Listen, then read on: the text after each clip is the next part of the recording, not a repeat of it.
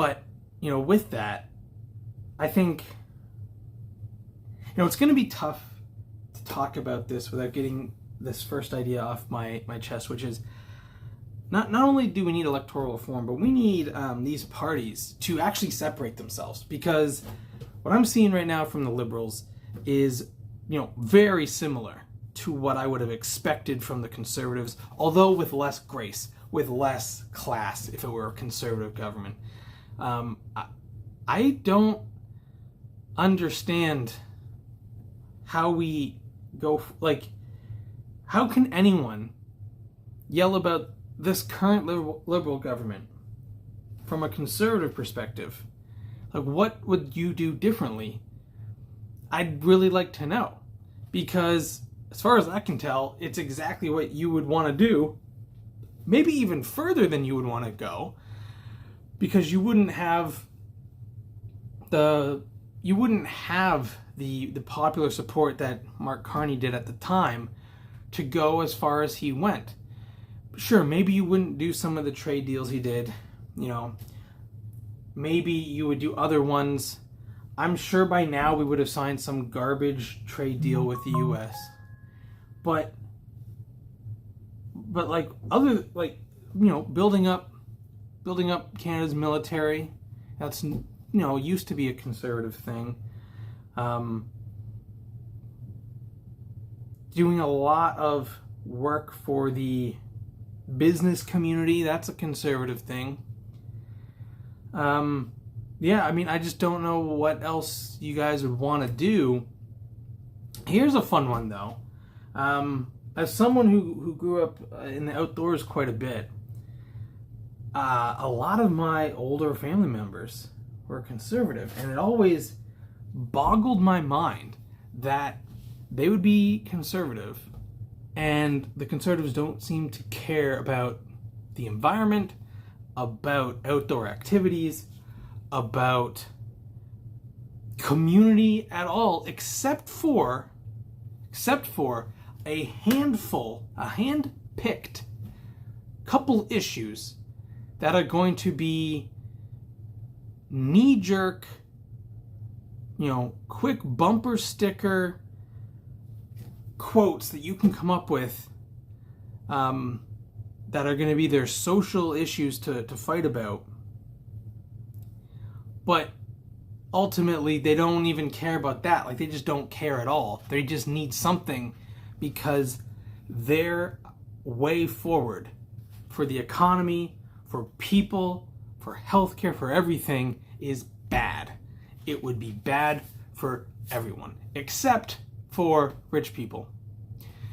And that's what they're conserving, it seems. I don't know what else they're conserving. They're not conserving anyone's lifestyle, anyone's health, anyone's autonomy, nothing. So, outside of that, those idiot issues, what else are they doing? I don't know. It is completely pointless, and they have zero answers, zero, to actually help anyone.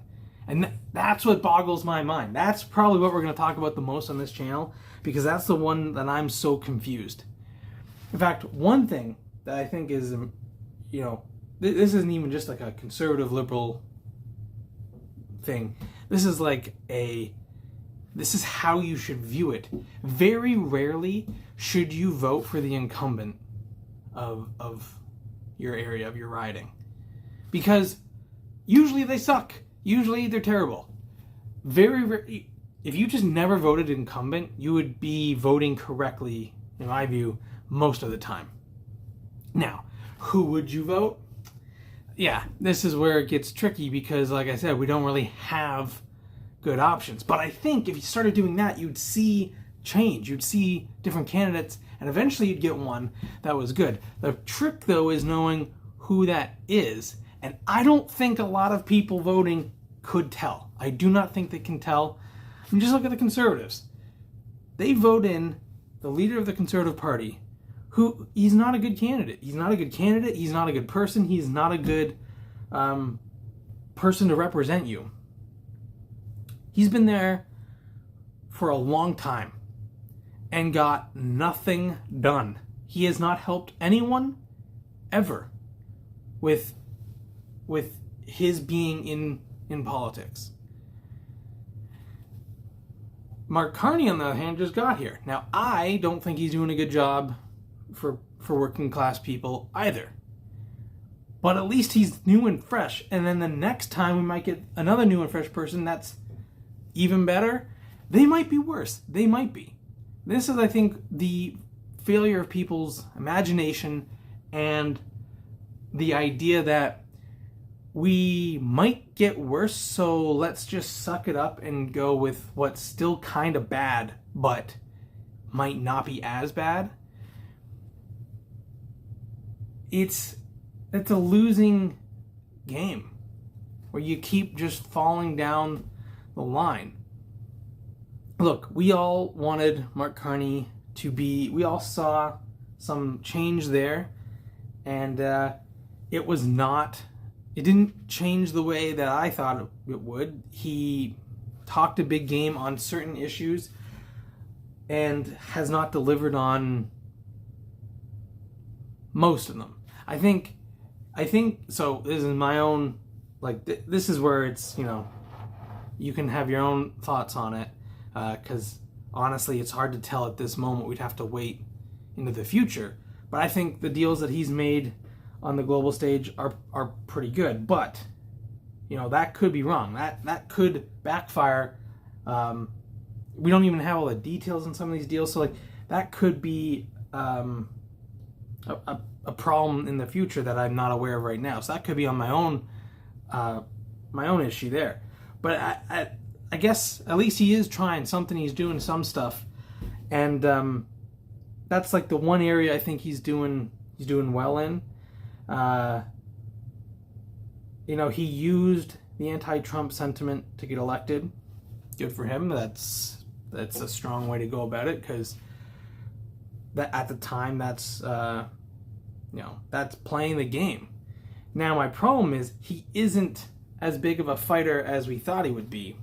He talked a big game. He's in those weigh-ins in UFC. He's all tough and stuff. And then, outside of not signing a bad trade deal, he hasn't really been that tough. At least not as much as I'd like him to be.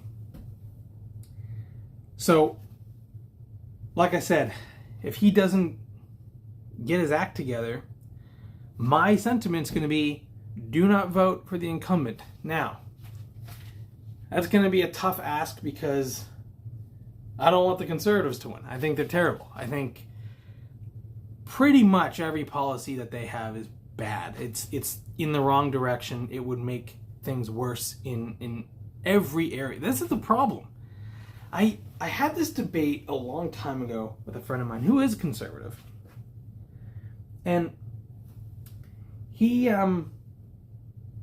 thought that I thought he was evil.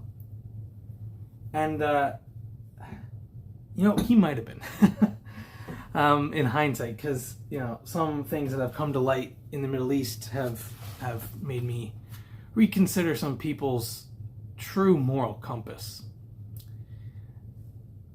But he did think I thought conservatives are evil. No, I just think they're dumb. I think they don't know how. Look, we have a problem with media literacy and just literacy in general. Just not, when something is presented to you, not being able to fully register what that is. What is directly in front of you? What are you witnessing? And so when someone gets all riled up, ooh-rah about, cutting red tape, for example, this is an easy one. There is a lot of regulation that is saving lives. Okay? There's a lot of regulation saving lives, saving your children's lives, and if it were up to the Conservatives, there wouldn't be any. Now, I know some, they're going to say, no, we want some, we just want to cut the bureaucratic red tape. No, that's a lie. That is not true. They do want to cut all of it. They can't cut all of it because people would catch on quickly at that point. So they'll start slow, but eventually they will just do away with all of it, because their whole mindset is the market will sort itself out. The market will dictate what is good practice and what is bad practice. No, it won't. No, it won't. You know, I think people see stuff like that. They'll see the marketplace of you know, let's do an easy one, building new homes. They'll see that, and they'll see some of the regulation there. And they will think that if they can just trim around the edges there, it'll speed up the home building process, but it won't. I mean, it will very short term, but then those homes will be bad and have to be rebuilt anyway. But sometimes you don't know this for years down the road. So it's not okay to want to cut some of those safety measures. It's just not okay. So I don't really care if you think it would help the situation or not. You're going to end up hurting people, and you seem to be okay with that if that's your mindset. And that's the issue I have. If you're okay with that, then we got a problem.